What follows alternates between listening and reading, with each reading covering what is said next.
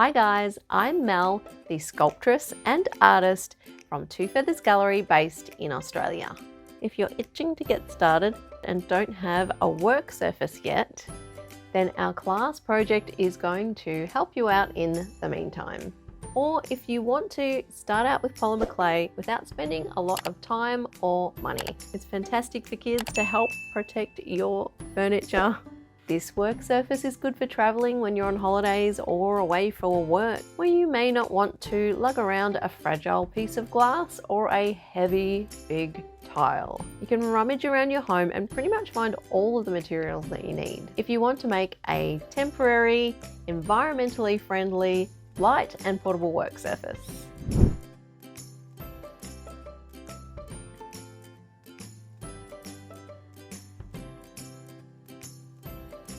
You only need a couple of materials for this class, and that includes some cardboard. You can see that I'm recycling the back of a old shopping list, and you could also use the back of an exercise book. I'm making this tiny one for demonstration purposes. This A4 size is really handy though. Some baking paper, this is Multix Bake. We call it baking paper in Australia, but you might also call it parchment paper.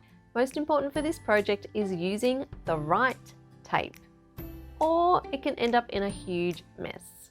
The tape you'll need, it's much better to get a really thick tape. This one measures about 35 millimeters. If I was going to say the best brand, I'd say a name brand of the blue tape because it's generally a lot stickier. This one's still pretty good. So maybe if you had only this size, you could double it over a couple of times rather than having to go out and buy a whole another thicker roll of tape.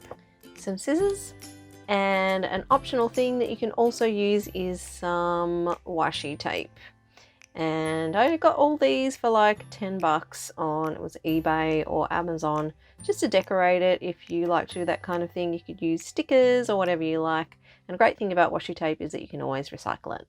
Am I recording through the microphone? I don't know, I think I am.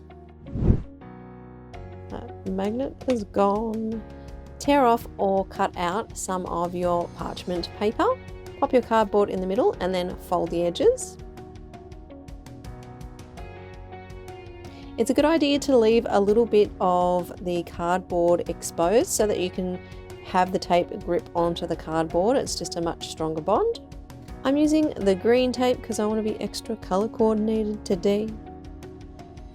You can use your fingernails to make sure it's stuck together really well. If you're struggling a little bit in the fingernail department, you can always burnish the tape down with the back of a teaspoon.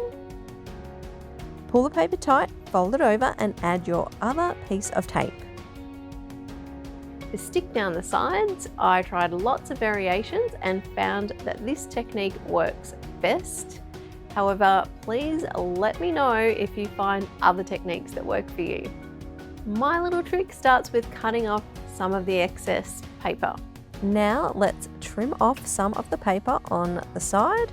I've chopped off 15 millimeters, however you could chop anywhere from 10 to 20 millimeters and it will still work out just as well. Fold the paper straight over as tightly and neatly as you can using your fingernail to crease the paper. Then take a very long piece of tape and line it up with the corner.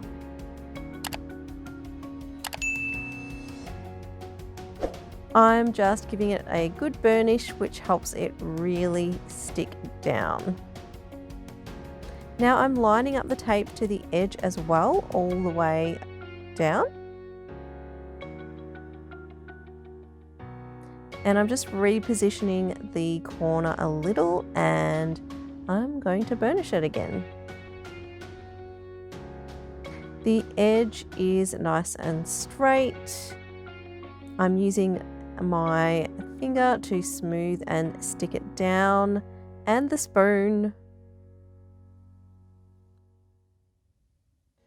Next, let's flip it around. Make sure it's lined up with the edge. I'm using my index finger to smooth it down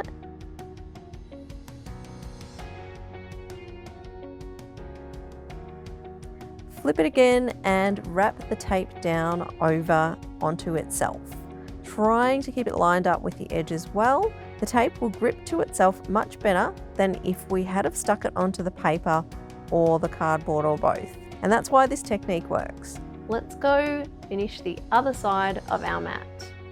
I hope that your mat is looking good. Here I'm showing you the same process we did before on the other side. Just take your time. You can always easily lift off your tape and reposition it if you need. You don't have to use the old burnishing spoon if you don't want to.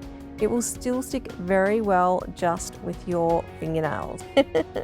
Love that spoon. Flipping it over, smoothing it down. And this is where I'm just gonna get a little bit crazy town, because I've got my spoon again and I've become a crazy spoon woman. Okay, that is nice and secure and not going anywhere, which is great. Real fast, we're going to decide what washi tape we're going to use. Ah, they're so pretty. I'm going to use this green one because it matches the other tape. And you can get creative applying the tape however you like. I'm going for a straight line down the middle. I'm using my fingernail again for a strong bond. Flip it over and press it down on the other side. It grips quite well to the Scotch tape. Let's do the other side. Okay, here we have our finished mat. It's portable, it's lightweight, it's amazing, well done. I have this kind of A5-ish size and an A4 size. I recommend using the A4 size as you'll have a larger surface area to work on, and you can also tape it down too. So if you wanted, you could use some extra tape to tape down this mat to whatever surface you're working on.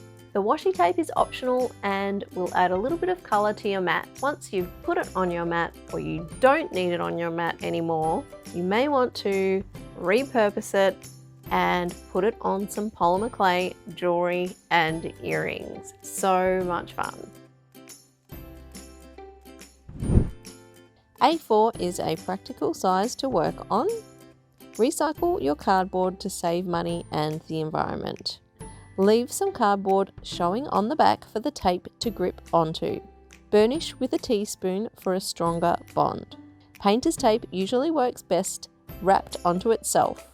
Decorating with washi tape is optional and can be recycled to make earrings. There's so much more to share and explore in these classes, and I hope to see more of you in the next one.